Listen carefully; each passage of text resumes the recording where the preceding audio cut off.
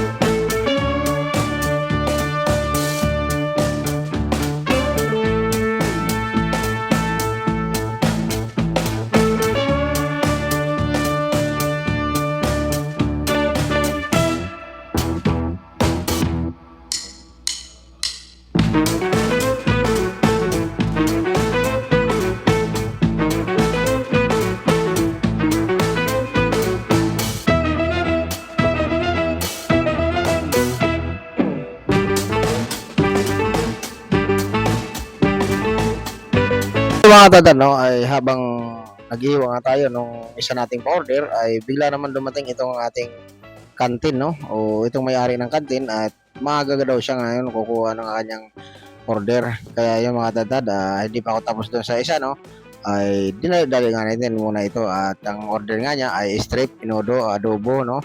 Kaya yon, sige mga tatad, samahan niya ako. Tadta rin o hiwain natin yung para sa kantin na ito. Tara, let's go.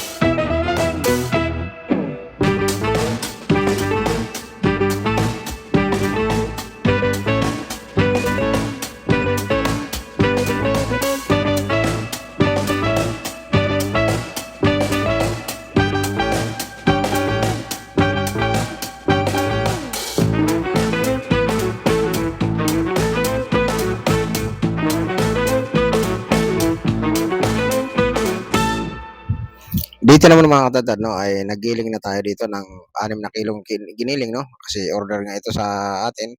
At yun nga, katatapos lang natin maghiwa ng para sa kantin. At yun nga, maagang may-ari nung para sa kantin. Kaya ito, nagigiling lang natin itong ating 6 na kilo.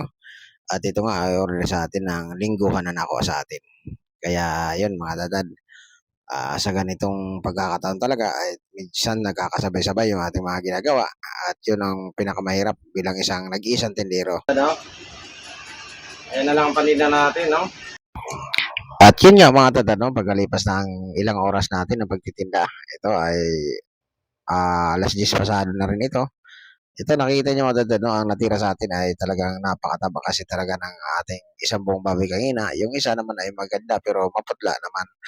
Ayun, hindi nga sila nagkakatugma. At yun nga, sa awa ng Diyos naman mga tatad, no, ating mga sulit kasuki ay patuloy na tumatanggilig dito sa ating shop. Napaghiwa na rin pala ako dito ng pata mga tatad kasi maaga tayo naubusan ng buto-buto. Kaya yun mga tatad, ang diskarte ko, pag wala ng buto-buto ay talagang naghihiwa na tayo ng pata.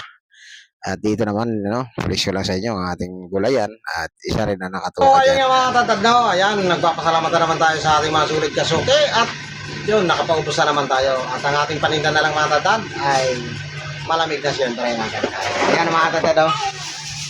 Ayan, kapiranggot na lang ang ating ano dyan. Ang patay slice na lang natin dyan. At siyempre, yan na lang alaman natin na natitira, no? Ayan, talaga natataba na talaga at mataba naman talaga kayo ng ating baboy paninda ng mga tatad. At yun nga, maaga tayo kayo na nakapalaban na naman. Kung sa napakarami natin order kayo na. Kita mga tatad mo. Yun. Yan na lang manok natin, 3, no? Sa 2 bag, 3 manok na lang piraso. Pero meron pa tayo dito isang bag na natitira na ngayon. Chicken magnolia. Ayan. So, ayan mga tatad, no? Yung ganisa na lang ang ating paninda. Yun.